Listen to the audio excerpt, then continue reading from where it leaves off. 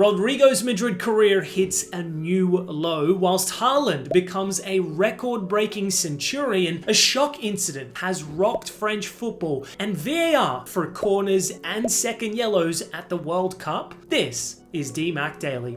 Rodrygo's decline at Real Madrid has become one of the most jarring storylines in world football. Like, this is more than a bad spell. Rodrygo, aged 23, was already in Madrid's all-time top 5 for goals scored in the Champions League. Understand, this guy was on track to become a Madrid all-time. Yet fast forward to now, and he's making headlines for all the wrong reasons. 30 straight appearances without a goal, matching the longest drought any Madrid forward has endured in the club's 123-year history, alongside Mariano. But having played 352 more minutes than the Dominican forward, Rodrygo sits alone at the top, or should I say the bottom. Many Madrid fans remain adamant this is solely the fault of Xabi Alonso. He has simply destroyed the Brazilian's confidence. And whilst there is an element of truth to that, the reality is that Rodrygo's been struggling for some time now. The crack started last season, just after Madrid lost the Copa del Rey final to Barcelona. Reports leaked that Rodrygo told Ancelotti's staff he didn't feel strong or in the mood to play. But rumors about low intensity in training and minor injuries followed him for the remainder of the campaign. According to multiple outlets, this period marked the beginning of Madrid privately questioning his competitiveness. Then came Xabi Alonso. Now, on paper, this was supposed to be a clean slate. In training, Rodrygo looked happier and more engaged. His manager declared, "We will need him," as Madrid thwarted away potential transfers elsewhere. Yet during the Club World Cup, it was made abundantly clear that Rodrygo had fallen even further down the pecking order. Previously, the challenge with Rodrygo had been that with Vinny Jr. and Mbappe occupying the left side of attack, he'd be forced to operate on the right. During his 5 years, he's rarely featured in that preferred left-wing role. But now, in late 2025, first-team opportunities of any sort are becoming increasingly scarce. We're now in December, and he started just 3 games, yet to complete a full 90. Fellow Brazilian teammate Vinny Jr. had been dominating the headlines in recent weeks with his vocal displeasure under Alonso, yet all the while, Rodrygo has essentially become a fringe player. Now, it's not as if he forgot how to play football overnight, with 3 goal involvements in his last 4 appearances for the Seleção. But the lack of trust from Alonso is only exacerbating Rodrygo's crisis in confidence. Personally, I think he could benefit from a different environment, period. The very best version of this player features predominantly as a left winger. That just doesn't seem possible at Madrid long term. A January transfer seems implausible, but come this summer window, I think it's a completely different story. He's too good of a footballer to be considered an afterthought. And now a word from today's sponsor. Football's unpredictable. Red cards, deflections, VAR drama, but your internet shouldn't be. That's why I use Proton VPN whenever I'm streaming matches at home or abroad, because I want my matches and my privacy locked down. With Proton VPN, you can access football from anywhere. All those region-locked matches, highlights, or replays that normally say not available in your country,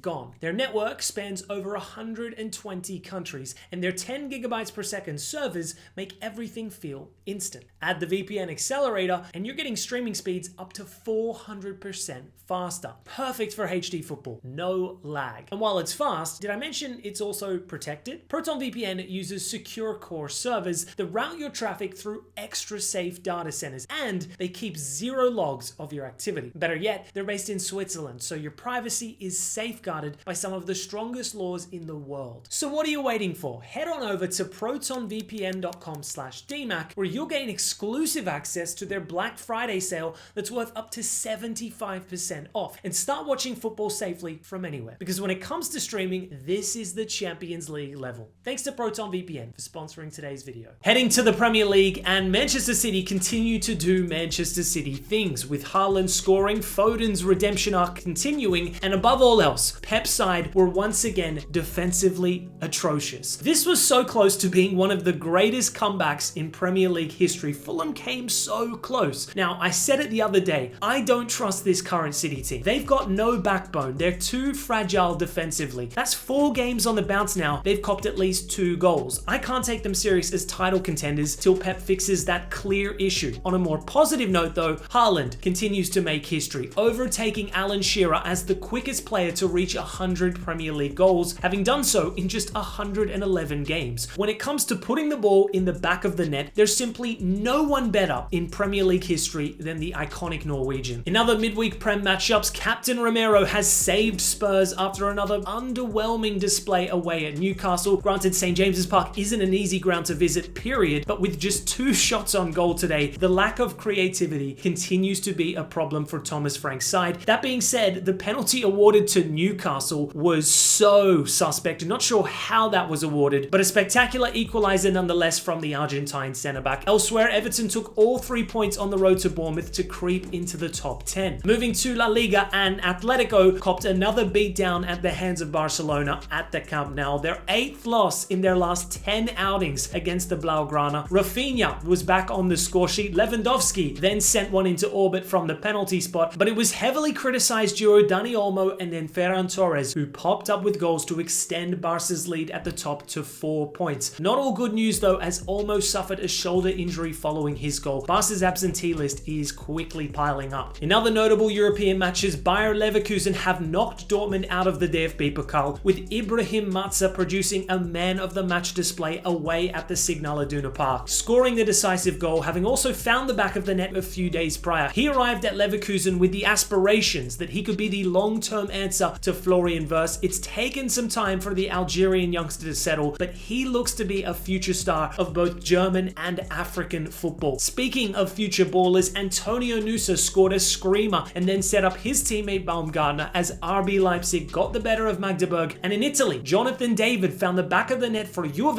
in their 2-0 victory over Udinese to reach the Coppa Italia quarterfinals. 3 wins on the bounce for Spalletti's men. Switching gears slightly, and Ineos-owned football club Nice have been plunged into one of the most serious internal crises French football has seen in years after a violent confrontation between supporters and players at the club's training ground. Following a 6th consecutive defeat, a 3-1 loss to Lorient, around 400 angry supporters, including members of the club's ultras, gathered to ambush the returning team bus late on Sunday night. Now, according to detailed accounts from both French and English media, several fans boarded the bus, shouting at players to exit and face them directly. What followed was a shocking escalation. Jeremy Boga and Terem Mofi were then hit, kicked, spat at, and subjected to racist abuse. Both players have since been signed off on medical leave and have told club officials they have no intention of ever playing for Nice again in the aftermath of the assault. Sporting director Florian Maurice was also targeted. The violence has since been condemned in the strongest possible language by the club, Ligue 1 authorities, and France's player union, which stated the physical and psychological integrity of those who make football is non-negotiable. A formal investigation with police is now underway, and to make things worse, manager Frank Hayes is looking to step down. A shameful situation all around. These type of hooligans are a stain on the beautiful game, straight up thugs, and it's particularly disturbing to think that there may have been a racial motive at play. My full support is obviously with the players, the sporting director, and they have every right to never represent Nice again. And finally, FIFA are pushing for expanded VAR powers at the 2026 World Cup, specifically seeking permission to review incorrectly awarded corner kicks, something currently prohibited under the laws of the game. Now, the reason behind this move is that FIFA wants to avoid officiating controversies on the sport's biggest stage, particularly in high-stakes matches like the World Cup final. FIFA first proposed extending VAR to corners earlier this year and has also discussed, albeit far more tentatively, interventions for second yellow cards and even a radical rule where a penalty becomes dead once the goalkeeper saves it. Now, those two ideas appear unlikely to progress soon, thank God for that, but the corner kick review has regained momentum. This corner VAR concept comes at an interesting time. Remember, Nottingham Forest manager Sean Dyche recently complained about conceding goals from 2 wrongly awarded corners, arguing VAR should have intervened, that in black and white rulings, we should utilize the technology. However, English football authorities remain firmly opposed to expanding VAR domestically. There is is no expectation that the Premier League will follow FIFA's lead, even if the World Cup receives special rules. Now, I can understand the hesitancy of other footballing bodies to expand the technology further. VAR is a contentious subject. Every match day, you're guaranteed a VAR debacle of some sort. Admittedly, it sounds dystopian to have VAR for corners. I hear the groans already. However, for black and white decisions, I don't think it'd be a huge problem as long as it's done quickly. The concern I'd have is if there were 30-second delays for every corner. That's where it will cause huge frustration. I do find it interesting that the World Cup seems to be this testing ground for new tech in the game. In 2014, vanishing spray was first used. Then we had VAR in Russia 2018, automated offsides in 2022, and now potentially this. I wonder what they've got installed for 2030. Anyways, guys, that's all for today's DMAC Daily. Thanks for tuning in, and I'll catch you tomorrow.